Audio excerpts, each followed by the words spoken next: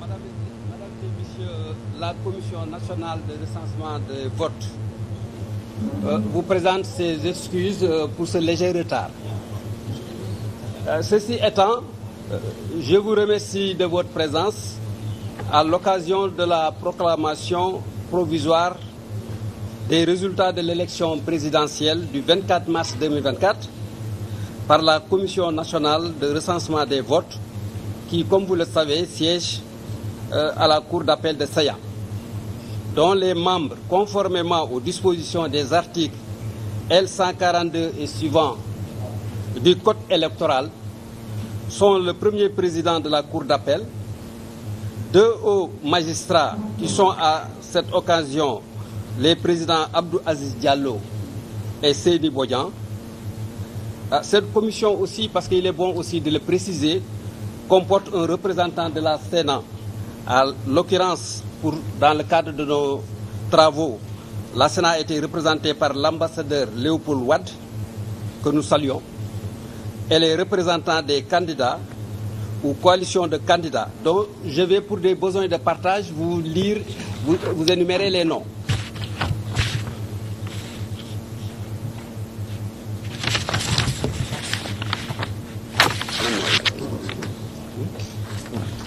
Les noms des qui? Noms des mandataires.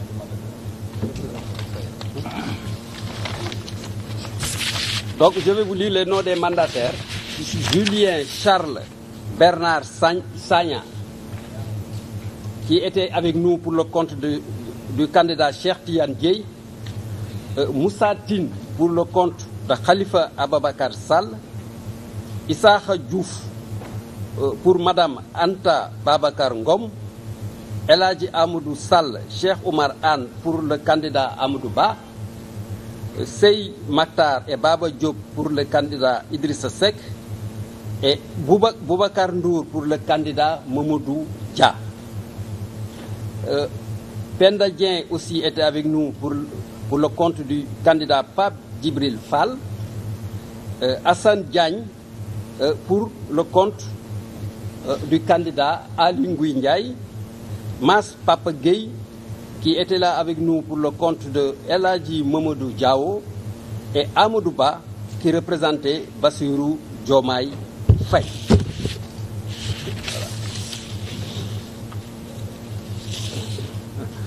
Donc les travaux de ce recensement qui ont débuté le mercredi 27 à 9h s'est déroulé dans des conditions et modalités définies par les dispositions des articles L89 et 143 et suivants du Code électoral, et dans un climat d'inclusivité et de normes élevées de responsabilité professionnelle. Il est d'ailleurs symptomatique de relever, dans ce sens, qu'aucune réserve ou objection n'a été relevée au cours des travaux de la part des membres, qui se sont tous accordés sur les données et valeurs retenues. En conséquence, la Commission nationale de recensement des votes, après agrégation, correction et harmonisation, proclame provisoirement les résultats qui suivent.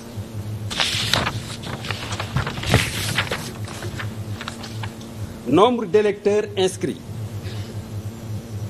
7 371 890. Nombre de votants: 4 519 253. Nombre d'enveloppes trouvées dans les urnes: 4 519 253. Nombre de bulletins nuls: 33 991. Nombre de suffrages valablement exprimés: 4 485 165. Voilà. Le taux de participation a été arrêté à 61,30%. En conséquence, les suffrages ont été répartis ainsi que suit. Boubacar Camara, 23 359, soit 0,52%.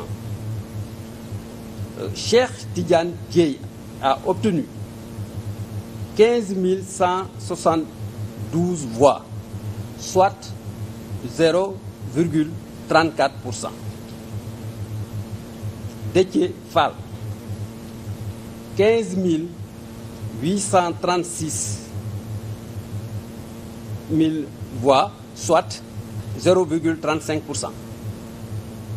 Daouda Ndiaye a obtenu 15 895 voix, soit 0,35%. Habib Sy a obtenu 3 206 voix, soit 0,07%. Khalifa Ababakar Sall, 69 760 voix, soit 1,56%. Anta Babacar Ngom a obtenu, pour ce qui la concerne, 15 457 voix, soit 0,34%. Amadou Ba, 1 605 086 voix, soit 35,79% du suffrage exprimé. Idrissa Seck, 40 286 voix, soit 0,90%. Aliou Mamadou Dia, 125 690 000 voix, soit 2,80%. Serigne Mboup, 16 049 voix, soit 0,36%. Pape Djibril Fall, 18 304 voix, dont 0,41%. Mamadou Lamine Diallo, 9 998 voix, soit 0,22%. Mohamed Boun Abdallah Dionne, 8 435 voix, soit 0,19%. El Hadj Malick Gakou, 6 343 voix, soit 0,14%. Ali Ngouille Ndiaye, 20 964 voix, soit 0,47%. El Hadj Mamadou Diao, 14 591 voix, soit 0,33%. Bassirou Diomaye Diakhar Faye, 2 434 751 voix, soit 50,28%. Thierno Alassane Sall, 25 946 voix, soit 0,58%. Voilà la distribution des suffrages. Pour Bassirou Diomaye Faye, je précise que c'est 54,28%. Voilà, 54,28%. 54,28%. C'est bon? D'accord. Voilà, madame, monsieur. Donc, je tenais aussi, avant de finir, de remercier nos collègues magistrats qui, à la base, dans les commissions,